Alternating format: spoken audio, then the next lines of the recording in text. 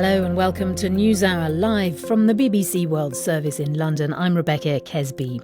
Today, the International Monetary Fund has warned that if the conflict in the Middle East continues, there could be another global recession. Delivering its World Economic Outlook report, the IMF suggested that in the worst-case scenario, where oil and gas prices stay high, pushing up food prices and unemployment rates, global growth could fall below 2% for this year, and inflation could rise as much as 6% next year. Chief economist for the IMF, Pierre-Olivier Gouranchard, told the BBC that central banks need to be cautious when making interest rate decisions, given those lower projected growth rates and possible higher rates of inflation.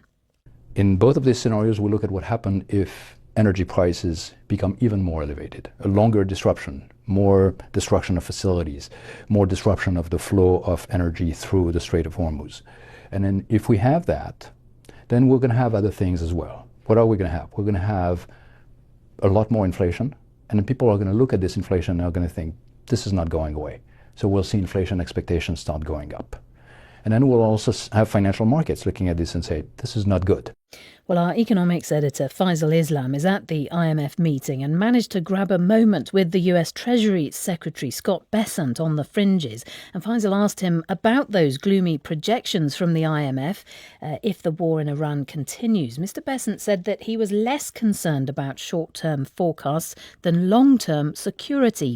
Well, earlier in the day, China criticised the US counter-blockade of the Strait of Hormuz, describing it as dangerous and irresponsible. Washington argues the move will put pressure on the Iranian regime to halt its enriched uranium program. But the Chinese Foreign Ministry spokesman, Guo Jiakun, said it would only exacerbate tensions and undermine the already fragile ceasefire agreement. China believes that only by achieving a comprehensive ceasefire and end of hostilities can conditions be fundamentally created to ease the situations in the Strait. We urge all parties to abide by the ceasefire agreement, focus on the overall direction of dialogue and negotiations, take concrete actions to promote de-escalation and restore normal navigation in the Strait as soon as possible. China is the biggest customer for Iranian oil. So how much revenue could Iran lose out on as a result of the US blockade? It's a question NewsHour's own Bennett Jones put to Mohammed Eslami, a researcher at the University of Tehran. I'm not sure if this is the case because you know that the main customer of the Iranian oil is China, and China right now, their foreign ministry declared that we do have a bilateral relations with the Iranian government and asked the US not to make problem for the cargoes that going from Iran to China. So I'm not sure if the Americans want to attack the VLCCs and super tankers from Iran to China. I see. So you're not sure how much the blockade will actually block, but at the same time, you are going to lose the revenue from the ships that have been going through. I mean, people talk, as I said, about $2 million, $2 million a ship. The revenues out of the Strait of Hormuz, it is not something that Iranians want it right now. They are thinking about the new framework after the war ends. Right now, it is ceasefire and everything is a matter of the future. Well, as I say, about 80% of Iranian oil is usually bought by China. So how is this conflict, the blockade, the counter-blockade, already affecting China? And is Beijing worried about how long this conflict could last? That's a question I put earlier to David Wu, who's a markets analyst and former Wall Street economist. I think it's worry, and it's worry mainly because, not for the reason you set out, but rather because this is the first 21st century proxy war between the United States and China. I think there's no doubt, I think both the U.S., this war is no longer about Iran's nuclear program. It's about who's going to control the Strait of Hormuz. And I think, it's very clear it's either going to remain under the control of Iran, or it's going to revert to basically U.S. control. China is very worried that the U.S. should gain control over the Strait of Hormuz because 50% of Chinese oil imports come through the Strait of Hormuz. So U.S. could easily choke off the Chinese economy should it gain control over the Strait of Hormuz. Likewise for the U.S., if Iran ends up controlling the Strait of Hormuz, this will certainly, basically most likely will basically accelerate the replacement of the U.S. by China as the security guarantor in the Middle East, which is obviously not acceptable to the U.S. either. So basically, this is why this is becoming increasingly a U.S.-China conflict. There's no doubt about that. And I think, in fact, the blockade that you hear about, in the last 48 hours, that's definitely directed at China.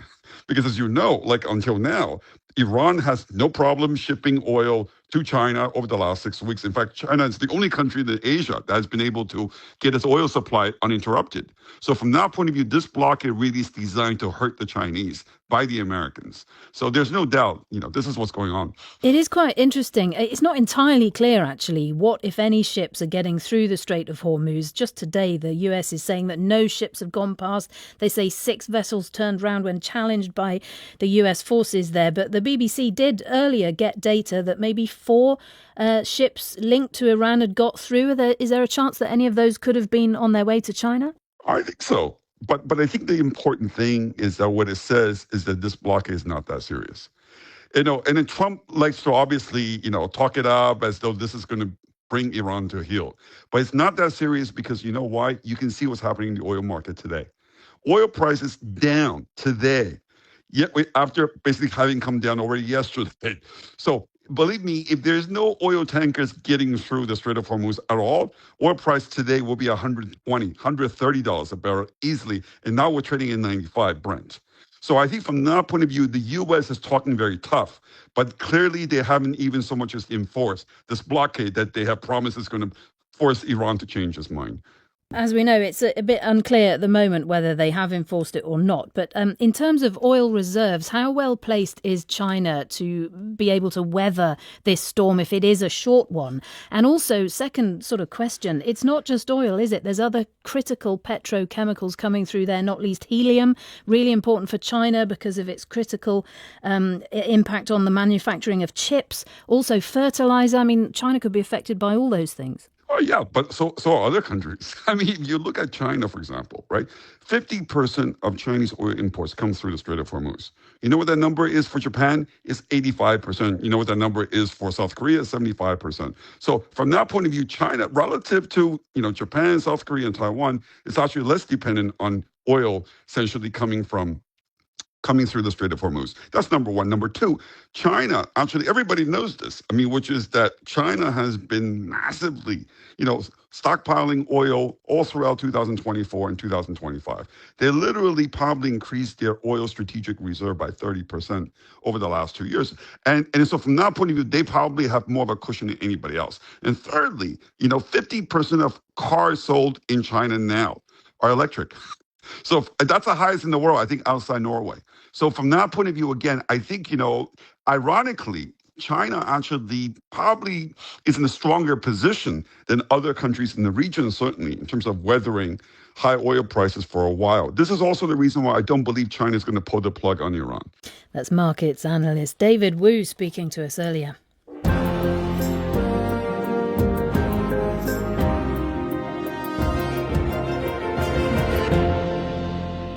Now, a BBC investigation has uncovered evidence of life-threatening malpractice on the paediatric ward of a Pakistani hospital previously linked to an HIV outbreak. Undercover filming caught staff reusing blood-contaminated syringes, placing children at risk from infection with HIV or other blood-borne diseases. Ghazal Abbasi has this report. In 2024, 8-year-old Mohammed Amin was treated at THQ Hospital in Donsar, central Pakistan, for a fever. Doctors gave him injections and sent him home. Instead of recovering, he grew worse. Mohammed Amin's mum Sugra describes what happened next. My son started feeling pain. He developed a very high fever. Eventually, Mohammed Amin was referred to another hospital in the neighbouring city of Multan, where he was tested. They said, according to his report, your child has HIV. The infection has attacked. He began treatment, but it came too late. His eyes closed up. Then at 5 p.m., he passed away. But the family's trauma didn't end there. What's your name? Asma Bibi. Shortly after Mohammed Amin's death, his older sister Asma developed flu symptoms. She received treatment at THQ Hospital. 2 months later, she too fell seriously ill. I had her tested. The Tonsa hospital staff said, your daughter has HIV. Asma was not alone. Over the winter of 2024 and 2025, a local clinician called Dr. Gull found that dozens of children had contracted HIV. I had the reports for 65 to 70 children that I had diagnosed. The THQ hospital in Tonsa was the common factor between them. Almost all the children had gone there for treatment. Following doctors raising the alarm and protests from parents, the government intervened. The hospital medical superintendent was dismissed, and the authorities reassured parents that the wards were now safe. But months after the crackdown, the Eye heard from a whistleblower from inside the hospital in Tonsa. He told the BBC that nothing had changed. I felt concrete action should be taken. It's my duty to save my people. Believing children's lives were at stake, he went undercover.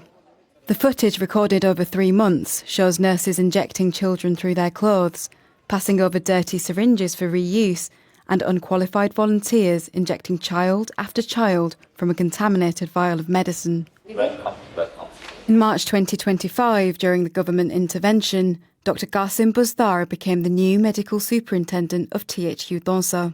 The BBC showed him the evidence collected in his hospital, including the use of unqualified volunteers. There are no volunteers in the hospital at this time. Then why were they here?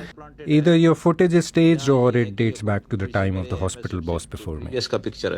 So according to our evidence, the nursing staff take one syringe and draw medicine from a multi-dose vial and then administer it to the child through a cannula.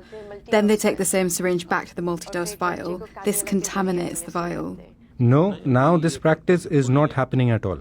We can see injections being given with 10 cc syringes. This is old footage. This is not old footage. The Punjab local government, which runs the hospital, told the BBC there is no evidence to suggest the hospital is the source of an outbreak and said infection control measures are in place. Asma will have HIV for the rest of her life.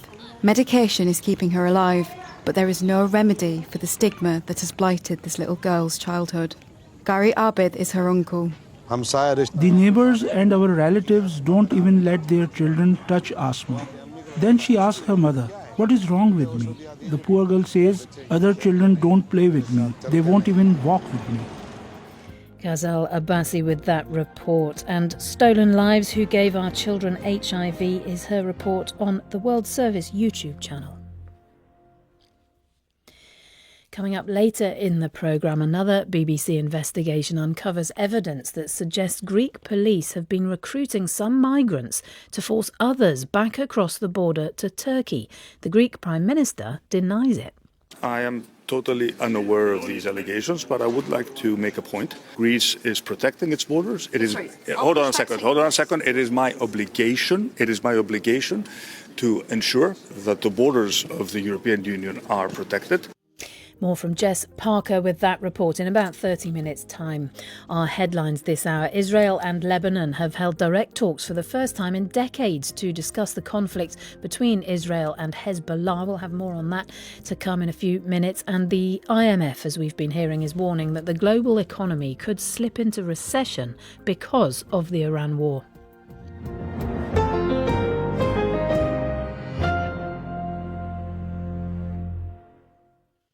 This is Rebecca Kesby with NewsHour live from the BBC. President Zelensky says Ukrainian forces have retaken territory occupied by Russian forces using only unmanned robots, drones, for the first time. He said Russian soldiers had surrendered without any Ukrainian forces being physically present. So what does this incident tell us about modern drone warfare? Well, there aren't many details, actually, of where or how this happened. But writer and AI researcher Arthur Holland Michel has been telling us more about what this incident does tell us. The way these systems are being used is that they will serve, in the case of something like an assault, in a fairly similar role as a human soldier. I mean, they have weapons on them, they can advance to positions, and my sense is that they would conduct an assault in a fairly similar manner, probably in coordination with aerial drones that give a sort of eye in the sky, and then humans back behind the lines, to safe remove, operating by remote control. As to the surrendering element, which is, of course, one of the most striking parts of this story, if you're a human soldier and you have something pointing a weapon at you, whether it is a human or a robot, you're going to respond in much the same manner. And they are, of course, eminently aware that someone is watching through the robot. Yeah, and just to be cynical for a moment, I mean, we do keep hearing how demoralised Russian troops are, what their casualty figures are like. Is there a chance that Russian troops didn't need much persuading to surrender? Surrendering is never a proud moment, and I guess if you do so to a remote control vehicle, all the less so. Obviously, the big element of this is the publicity coup that comes with not only being able to demonstrate the technological prowess, but that you're also able to put Russians at risk and get Russians to surrender without putting any Ukrainian lives on the line. President Zelensky's on a bit of a PR offensive with the Ukraine's drone capability at the moment, isn't he? He's struck some lucrative deals in the Middle East recently. Is Ukraine really leading on this, or are other countries either involved or do they have similar capability?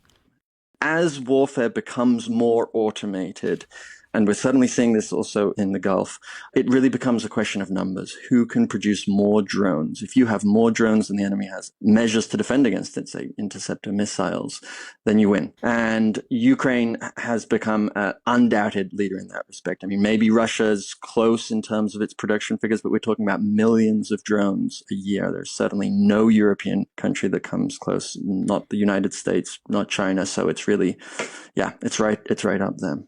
So what kind of ethical questions does this raise as well, though? Because we've seen, how powerful they can be, and if they're cheap, how many can be produced. What does that mean ethically in terms of war fighting? Well, there are two parts of it. One is that it lowers the bar to entry. It lowers the threshold for lethal action. If you can put your adversary at risk, if you can create lethal effects without putting yourself in harm's way, then your calculus as to whether to take the risk to go to war changes and, in general, lowers. And that is, of course, problematic. But also, war is fundamentally a human endeavor. The laws of war apply to humans. The ethics of war apply to humans. And if you're talking about really offloading all of the steps in the kill chain to machines, then you're changing the normative paradigm. And there are questions of course, accountability and also the idea of its purpose. Ultimately, the goal should be to end these wars as quickly as possible. And if they're largely automated, the motivations, the incentives for bringing these conflicts to a close also changes and becomes less. That's writer and AI researcher Arthur Holland Michel there.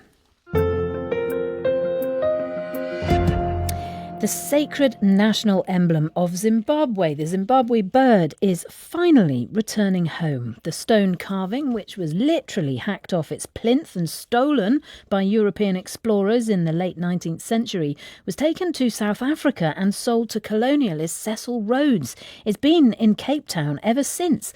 The bird, which looks like a big eagle, came from the ruined city of Great Zimbabwe, which was built more than 1,000 years ago. It's near the modern city of Masvingo. Great Zimbabwe was an incredibly important Shona kingdom, but for nearly 100 years its true history was misrepresented. Colonialists couldn't believe that an African civilization was capable of building such sophisticated structures, and so assumed Arab traders or some other visiting people must have built it. Well, Zimbabwean archaeologist Professor Shadrach Shirikuri from the University of Oxford has been telling me more about it.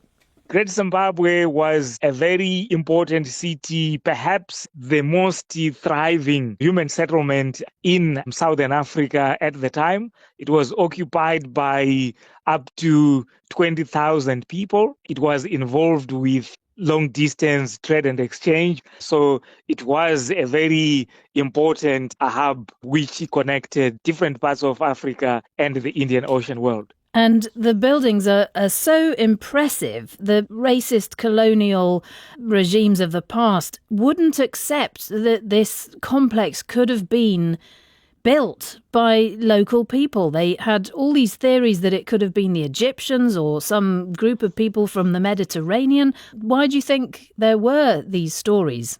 There are many reasons. One of them is that at the time in the late 19th century, some Western people that went to Southern Africa, they had these racist ideas. They believed in African incapacity, and then became unfathomable, unimaginable that a place that is as stunning and exquisitely built as Great Zimbabwe, the highest walls standing to 11 meters, all built without any binder such as mortar, standing for hundreds of years. Well, to a racist mind, then Africans could not have done it. But we know how wrong they were, of course. What we know as a result of a century's archaeological work is that Great Zimbabwe was locally built by the Shona people. It was a prosperous city, and it was a hub for trade and exchange, a true metropolis of its time. OK, so explain the significance then of the Zimbabwe bird, because it's on the flag, it's on the money. What can you tell us about this bird that's being returned? So the bird that is being returned occupies a special place in Zimbabwe. This bird was recovered from what is known as the sacred enclosure on the hill complex at Great Zimbabwe. There were 6 other birds that were on a platform. So this bird then, which was part of a national shrine symbolizing the ancestors of the kings who ruled Great Zimbabwe. The ancestors were responsible for providing fertility of the land, for the security of everyone, and for the general health. So therein lies the significance of the bird. It is associated with the health of the state. It is associated with the vitality of the nation. So it is not surprising that it is a national emblem, and everyone has been yearning, when is the bird coming home? And the eagles, they have a strong symbolism amongst the Shona people.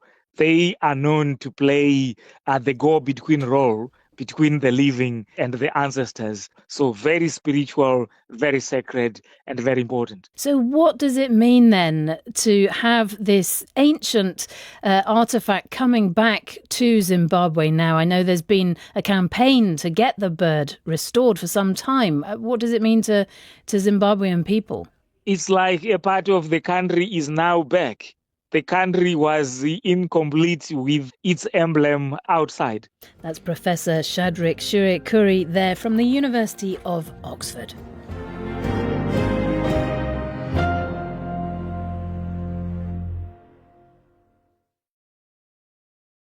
Welcome back to NewsHour. Now, who remembers when Hollywood star Timothée Chalamet recently said at a CNN town hall event this? I admire people, and I've done it myself, to go on a talk show and go, hey, we got to keep movie theaters alive. You know, we got to keep this genre alive. And I don't want to be working in ballet or opera or, you know, things where it's like, hey, keep this thing alive, even though no one cares about this anymore. All respect to the ballet and opera people out there. I just lost 14 cents in viewership. Well, now those controversial comments are being credited with boosting ticket sales at Britain's Royal Ballet and Opera here in London, according to its head, Sir Alex Beard. NewsHour's Leila Nathu spoke to him earlier today and asked him whether his heart sank when he first heard the star making those comments. No, actually, quite the opposite. I mean, apart from anything, 20 to 30-year-olds are, along with 60 to 70-year-olds, the largest slug of our demographic. And we've got 110,000 young RBO members signed up to it. So, no, the youth of today's voice is, they vote with their feet. No, I just thought, this is brilliant. This is a fantastic opportunity. Right. So you sensed an opportunity then? Absolutely. To surface, what it is that we do, which is to shine a light on the emotions that unite us all through some of the greatest works of art ever made with extraordinary talent, and to use that to invite people to have their say about how they feel about ballet and opera. And, I'm obviously delighted that people, went absolutely off the scale on social media. It was a brilliantly heartening moment, I think, for all of us in the worldwide ballet and opera community. And just final thing for me is that, today is when we launch our 2026-27 season. And the interest that's already gathering around that with a programme of world premieres and new productions for everyone is just fantastic. So I think, as the Times sub-editor put it, cheers, Timmy. So did you do you think this was an organic sort of momentum that grew behind your ticket sales, or was it something that you actually sought to exploit and thought, hang on, we can turn this into a promotion? Yeah, well, no. I think we it just drew on some things that we've been seeing already. So there's been this marvellous time travel that we've been on since the pandemic, where over the last 5 years, on average, everyone in our audience has got about 8 months younger. And I think that's because there's a huge desire and craving for people to come together in a shared space to reflect on what it is that unites us, particularly in this polarized world, and to look for truly extraordinary experiences. And all of that is absolutely the space that we inhabit, the cultural space that we inhabit. And so I think what Timmy was perhaps referring to was those old hoary cliches about the art forms. And actually, thankfully, what that did was provoke an authentic and wonderful reaction from all of our community. Alex Beard, the head of Britain's Royal Ballet and Opera in London. He was speaking to NewsHour's Leila Nathu earlier today.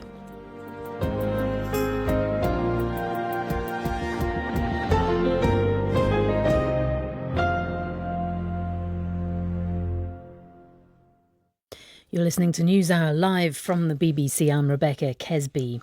Marco Rubio, the US Secretary of State, has described the face-to-face talks between Israeli and Lebanese officials being brokered by the US in Washington as a historic opportunity for peace. It's the first time such talks have taken place between the two sides in decades. Hezbollah is not there, but it is the real enemy for both sides. That's according to Israel. More on that shortly. But this has been a painful war for the people of Lebanon. During this latest conflict, more than 2,000 people have been killed. And our Middle East correspondent Hugo Bachega spent several days with emergency services in southern Lebanon in the city of Nabatea. So this is the only strike in this area, only our station. Ali takes us to what is left of the paramedic station, destroyed by an Israeli airstrike. So I'll show you here. A colleague was killed. He was here. Yes. And Israel says some ambulances and some health facilities are being used by Hezbollah. This is a false claim. This is not true. They're trying to hide what they did by saying this. This is the only explanation. Mm-hmm. They've been saying this repeatedly. They don't have any evidence. And you haven't seen anything? If they have any evidence, let them show us. Well, we can hear from Israel now. Metula is the country's northernmost town, right on the border, and is surrounded by Lebanon on three sides. So it means it's first when the firing begins from the Hezbollah rockets. Nick Beak is there at the moment and has just sent this report. We've just come into what is a control centre. It's a really small room, looks like a pretty normal office, until you look at these huge screens here, and they show what's going on from dozens of CCTV cameras. Interestingly, they say in the past few days, the number of rockets coming across here has diminished. And is that because it's a prelude to talks happening in Washington, D.C. between Lebanon and Israel, or is it just a mere blip? People here, of course, don't know, and that sense of uncertainty is something that characterises their daily lives. And I think we got no other option besides working with Lebanon to stop Hezbollah's attacks. 19-year-old Tuval Yarkoni is volunteering here before he starts his military service. The threat on Israel still exists. I don't think only war can get this. I really think there gotta be a better way than continue the war and then stopping it and continue it again. Hezbollah started firing again 6 weeks ago after the US and Israel struck Iran. Rockets have killed 12 soldiers and 2 civilians in Israel since then. In Lebanon, Israeli airstrikes have killed more than 2,000 people. including more than 160 children. And now it's up to us, and we have to finish the job. That's the reason that most of the people don't want a ceasefire now. Yossi Assa, now in his 60s, has lived in Metula all his life. And what do you say to people who say that the Israeli army, through hitting Hezbollah in Lebanon, is actually undermining the whole peace process between the US and Iran, putting it in jeopardy? Well, it's the same system. It's not a different word, it's the same word. Hezbollah is a proxy of Iran, okay? So it's these things are combined together. Just down the road, we meet Ronit Weiss, a retired head teacher. We are very sad. We are not see the solution. When you hear those explosions, what goes through your mind? I'm trying to be strong, but it's not pleasant to be here. They want to kill us. They never want to be together with us. And we have to be strong and to fight. That's the BBC's Nick Beake reporting from Metula in northern Israel. Well, the talks between Israeli and Lebanese officials have been taking place all day in Washington. Shortly afterwards, we did hear from the two lead negotiators. Israel's ambassador to the US, Yechiel Leiter, said that the two sides had shared a wonderful exchange. We discovered today that we're on the same side of the equation. And that's the most positive thing we could have come away with. We are both united in liberating Lebanon from an occupation power dominated by Iran called Hezbollah. Then we got a statement from the Lebanese side. Lebanon's ambassador to the United States, Neda Hamadeh Moad, she said that the meeting was constructive. She added that she'd called for a ceasefire. She said Lebanon wants the return of displaced people to their homes in the south, emphasising the full sovereignty of the state, she said, over all Lebanese territory. Well, the BBC's Neda Tawfiq has been following these talks and told me more about the context of this historic moment. This is the really first high-level engagement we've seen between the governments of Lebanon and Israel since 1993. Of course, the two countries don't have, diplomatic relations. They never even had a proper peace agreement, being at war in the past together. So that both of them still technically at war. And so for that, this was seen as a real step in trying to start a longer process towards a long-term peace deal. And for that reason, we heard the Secretary of State saying that it was a historic opportunity, but also tempering expectations, saying that this was about setting out a framework for future discussions. So we just had a little clip of the Israeli ambassador and the statement from the Lebanese ambassador as well. I don't know if you can expand on anything else they've been saying, but of course, I guess one of the issues is Hezbollah is not represented at these talks at all. Yeah, well, we have had a statement from the State Department as well. And just to bring you that, they did say that both Lebanon and Israel have agreed to launch direct negotiations at a mutually agreed time. So no future date set yet. And I thought what was interesting in the State Department statement there is the fact that the U.S. wants this to be brokered by them and not through any separate track. So they want this to be an American initiative, any potential ceasefire. And look, I think what we can read into the statements there, it was interesting to see the Israeli Washington ambassador kind of say that Lebanon and Israel agreed that Lebanon should be freed from the occupation of Hezbollah, which, is an Iranian proxy militia. But in the Lebanese ambassador's statement, Neda Hamadeh Moad, she underscored her country's sovereignty, calling for a ceasefire and the return of displaced people to their homes. So instead focusing on the fear of Israel occupying southern Lebanon. So always going into this, there was the difference of the sides, but they are, as you mentioned, on the same side about disarming Hezbollah, but Hezbollah has rejected that and isn't here. So that was clearly an obvious issue going into this. Neda Tawfiq speaking to us from Washington there. Next Next, on to some genuinely good news. Conservation efforts to save Africa's mountain gorillas are working. Numbers have been slowly increasing over the past 30 years, and now they've been taken off the critically endangered list, though obviously experts are very keen to keep up with the good work to try to boost their numbers even further. The Bwindi impenetrable forest in Uganda is one of the few remaining places on Earth where the gorillas live in the wild, and the BBC's Myra Anubi was lucky enough to visit, and she sent this report.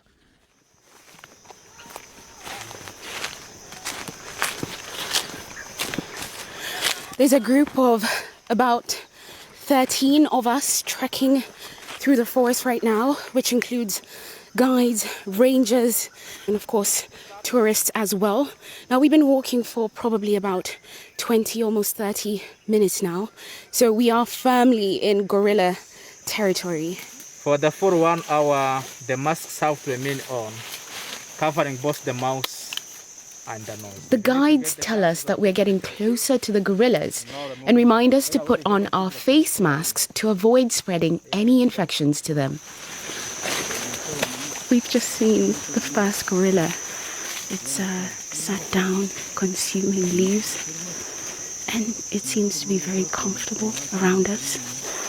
There's obviously about 8-10 of us with cameras trying to get the very best pictures, videos that we can of these majestic beasts. There's only just over 1,000 mountain gorillas left in the world, but numbers are slowly rising. And that's partly due to the work of conservationists such as Dr. Gladys Kalema Zikuzoka, who's dedicated her life to saving them. I'd say that the mountain gorillas are so special because they're so similar to us. They're really gentle giants. At the same time, they're so vulnerable. And so you just feel like you want to protect them. And the way she tries to protect gorillas is to make sure she looks after the people who live near the forest through her charity, Conservation Through Public Health. This is my family. Farmers like George Katemba didn't make enough money to feed their family, so would poach in the forest for meat, and that could harm the gorillas. Sometimes we would set traps targeting other animals, but we would find the gorillas had been caught in them.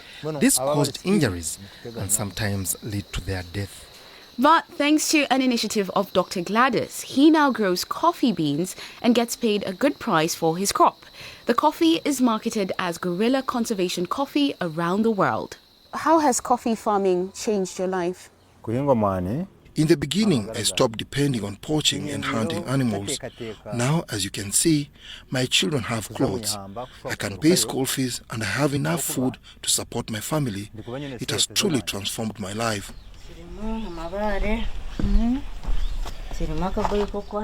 Dr. Gladys also tries to make sure the local community is healthy. Her charity organizes health visitors like Alan who check on people's sanitation and provide advice on good hygiene. When I visit, I look at the drying rack, the drinking water, the waste management, the animal shelter, and generally the areas where the person lives. Why is it important for homes to be clean and healthy? What difference does that make for the environment? It helps to create harmony between animals and the community and prevents the spread of diseases. Right now what we do is we improve the health and the livelihoods of the local communities, because as long as people are poor, they're going to keep entering the forest to poach and collect firewood. They're going to end up making the gorillas sick or picking up diseases from wildlife in the forest. Since Dr. Gladys started work over 30 years ago, the number of mountain gorillas has nearly doubled, and they've been taken off the critically endangered list. The BBC's Myra Anubi there reporting from the Bwindi impenetrable forest in Uganda, although she did manage to get in there. And you can hear more of her report on People Fixing the World here on the BBC World Service. It's also a podcast which you can get wherever you do get your BBC podcasts.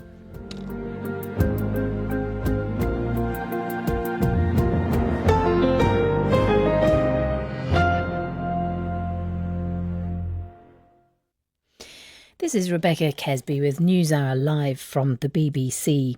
Now, a BBC investigation has uncovered fresh, wide-ranging evidence that indicates Greek police have for years been recruiting migrants to force other migrants back across its river border with Turkey. So-called pushbacks are widely considered illegal under international law.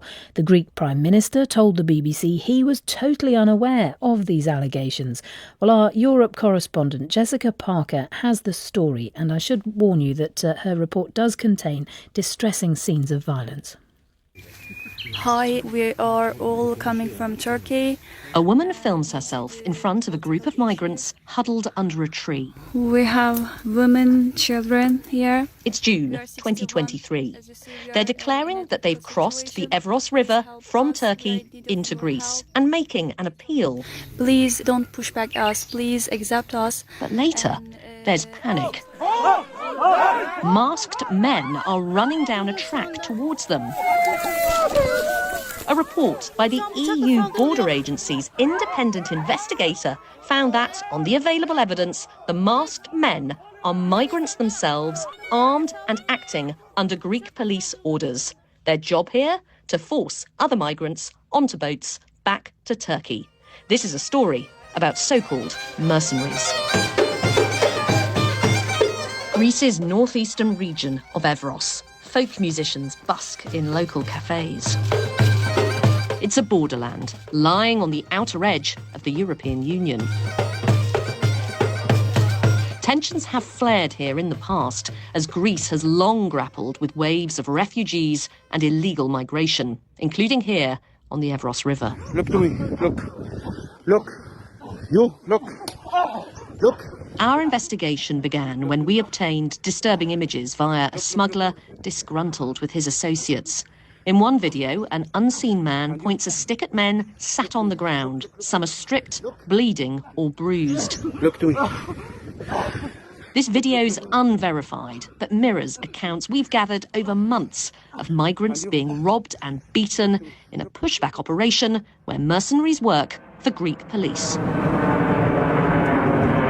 Near Paris airport, we meet a Moroccan who we're calling Marwan. He says he was recruited under duress to ferry migrants back to Turkey in 2020, plucked from a crowd of detained migrants by a Greek officer. He told me, "You seem like a good guy and speak some English. Do you want to work with me?"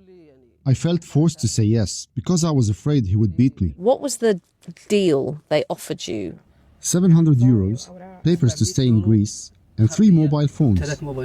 Marwan denies being violent to anyone, but says he witnessed the worst beatings down by the river. The reason they beat them so much in that spot is to scare the migrants, so they won't try to come back to Greece again. We're driving along a highway that's very close to Greece's eastern border with Turkey. Now and then you can even catch glimpses of a grey border fence that marks where the River Evros runs. But we can't just go down to that fence or the river to see what's happening. It's a military zone. So we've had to find other ways of investigating this story. We've come to Turkey. I'm not going to say exactly where because the woman we're meeting really wants to remain fully anonymous, but she says she was pushed back from Greece in 2025. That's despite having lodged an asylum claim. What's more, she has the paperwork and time-stamped photos that we've seen to prove that she made it to Greece before she says she was arrested with her family, with her children, in the street by a policeman before being handed over to masked men who took her to the Evros River. They were stripping and beating people. As these men hunted for valuables, she recalls, the children were not spared. My daughter was wearing a diaper. They took it off. She was terrified and crying. He was pushing her while removing it. He didn't care if she was a child. I'm just printing off extracts from a disciplinary inquiry into alleged corruption in the Greek border force. At a hearing in 2024, as part of their defence, accused guards talk openly about the use of mercenaries, although they call them boatmen. Pakistanis, Syrians and Afghan, first brought in from around 2020, it's claimed, because COVID and tensions with the Turkish side had made pushbacks more dangerous. One guard says there was information which they'd reported to their superiors that boatmen were going to the woods, raping the women and taking their money. We have been trying for weeks and weeks to get a response from the Greek government about all of this, but we've had nothing official back. So we come to a summit in Brussels to see if we can speak to the Greek Prime Minister. Prime Minister, has Greece been using migrants to do pushbacks in Evros? Prime Minister, why won't the Greek government talk to us? Prime Minister Kyriakos Mitsotakis didn't take any questions from reporters that morning, but did come back more than 12 hours later, and we were waiting. We've been investigating allegations that Greek authorities have been using migrants to push back other migrants to Turkey in Evros. Are you aware of these allegations? Will you be looking into them? I am totally unaware of these allegations, but I would like to make a point. Greece is protecting its borders. It is. Hold on a second. It is my obligation.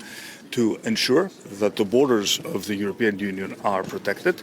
I'm going to be unapologetic about these policies, and I would like to inform you that all the members of the European Council, through their conclusions, have made it very, very clear that we will not allow a massive influx of migrants and refugees into the European Union, and we will not repeat the mistakes of 2015. So are you saying that pushbacks... Thank you very much. Sorry, Prime Minister, but these allegations are very serious. Serious violence, mistreatment of people.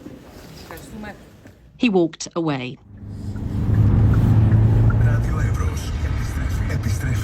Radio Evros plays as we drive through this remote region. Borders and attitudes have hardened a decade on from the peak of the migration crisis. But there's more to this frontier than steel fences, a wild land with a river of secrets. That's our Europe correspondent Jessica Parker with that investigation from Greece. Just before we go, a little bit of diplomatic news. President Cyril Ramaphosa of South Africa has got a new ambassador to Washington, Rolf Meyer. He was a chief negotiator during the talks to end white minority rule in the 90s.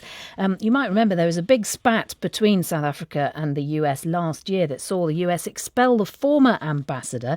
He'd said that there had been Mr. Trump had projected white victimhood as a dog whistle. This was after President Trump falsely claimed there was a genocide of white people in South Africa. So that story is one to watch. New South African ambassador Rolf Meyer heading over to Washington, D.C. That's it for this edition of NewsHour from us all here. Thanks for joining us.